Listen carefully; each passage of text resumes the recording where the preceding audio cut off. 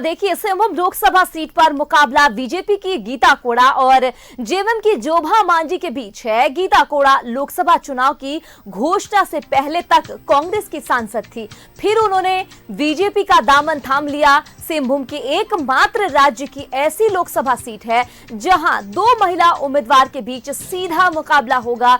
सिंहभूम लोकसभा क्षेत्र के अधीन 6 विधानसभा क्षेत्र पड़ता है, सरायकेला, चाईबासा और यहां मनोहरपुर, जबकि मझगांव, चौकाधरपुर विधानसभा सीट पर जेएमएम का कब्जा है। जबकि एक सीट की बात करें जगन्नाथपुर, जो कि कांग्रेस के पास है। जगन्नाथपुर विधानसभा सीट से विधायक सोनाराम सिंकू भले ही कांग्रेस के विधायक है, पर वो गीता कोड़ा के बेहद करीबी माने जाते हैं, या फिर उन्हें गीता कोड़ा के खेमे का कहा जा सकता है। यहाँ भी लोहरदगा की तरह से बीजेपी या एनडीए का कोई विधायक नहीं है। सिंहभूम में कुल 14,32,934 वोटर्स हैं।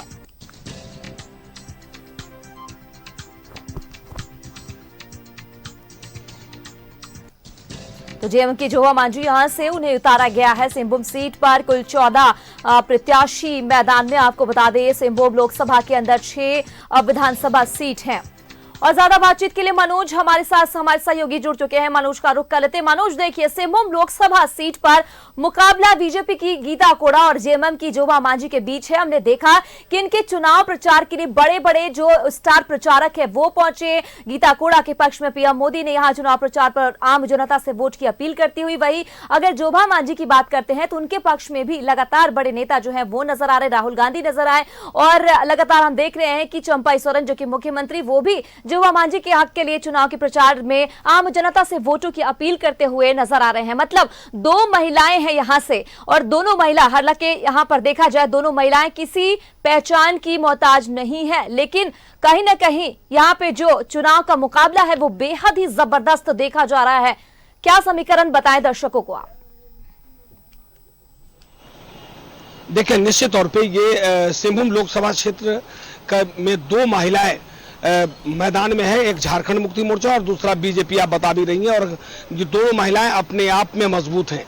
लेकिन ये अगर समीकरण की बात करें तो निश्चित तौर पे सिंहभूम क्षेत्र में एक जातीय समीकरण, वोट जो है वो बहुत ज्यादा मायने रखता है, क्योंकि हो जाति की संख्या सिंहभूम क्षेत्र में 61% है और 61% हो जाति की संख्या होने के साथ जो गीता कोड़ा है वो उनके पक्ष में वोट जा सकता है, क्योंकि वो हो जाति से आती है।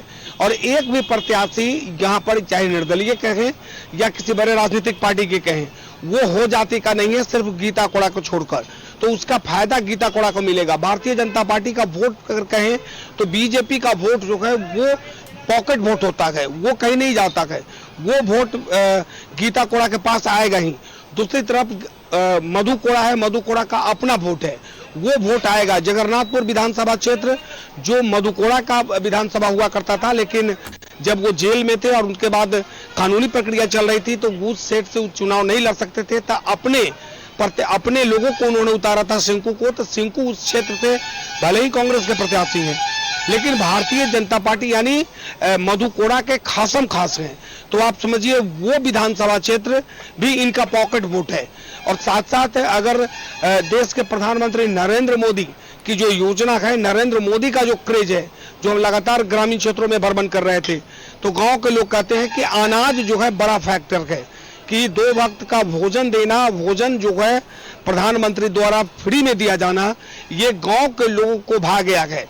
और हमने कई जगह कार्यक्रम किए। लोग कहते हैं कि प्रधानमंत्री ने तो हमें 2 वक्त का निवाला दिया है। पहले तो भूखे लोग सोते थे, अब तो भूखे की बात ही नहीं है। साथ साथ जनधन योजना कहें, आयुष्मान योजना कहें, तो तमाम वैसी योजना है जो योजना गांव तक पहुंची है। नल जल योजना गांव तक पहुंची है।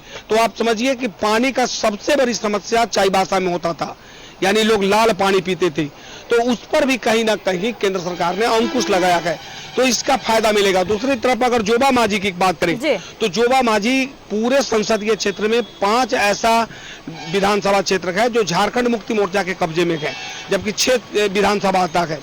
तो 5 विधानसभा झारखंड मुक्ति मोर्चा के कब्जे में है, तो उनके जो विधायक है वो जरूर साधेंगे कि हम अपने प्रत्याशी को जिताएं और बिल्कुल झारखंड मनोज, मुक्ति अब ये तो देखना होगा कि जनता फिलहाल संतुष्ट तो दिख रही है, लेकिन बहरहाल चुनाव का जो परिणाम आएगा उसमें तय होगा कि जनता कितनी इन वादों से संतुष्ट थी, कितनी जमीन हकीकत पे काम हुआ है, ये जनता तय करेगी और ये जनता ही फैसला करेगी कि वो अपना सरों का सरताज आखिरकार किसे बनाती है। चलिए, तमाम जानकारियों के लिए मनोज बहुत बहुत शुक्रिया। आगे भी आपसे जानकारी हासिल करती रहूंगी।